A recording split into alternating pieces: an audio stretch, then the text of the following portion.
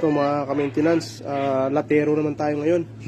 Papalit tayo ng bubong. Ito, mga kapraso lang to, dalawang bubong lang to.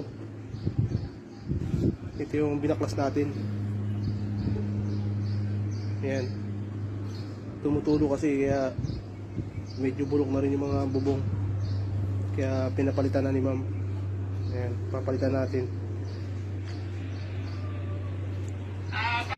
Ito yung pamalit natin. Ayan o, binupit na natin. At saka ito yung malaki. Ito plastic. Yan ikakapit natin dun sa binaklas natin na bubong. Ayan mga idol, nilinis na rin natin yung gutter nya. Ayan o. Kasi baka isa rin siya sa pinagmumulan ng ano eh, na kaya tumutulo eh, nababarahan yung butas. Daming kalat. Ayan o.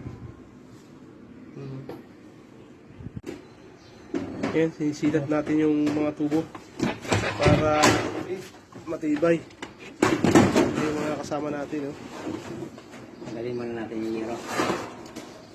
Kakabit na natin yung yero. Ayan, tapos na mga ka-maintenance.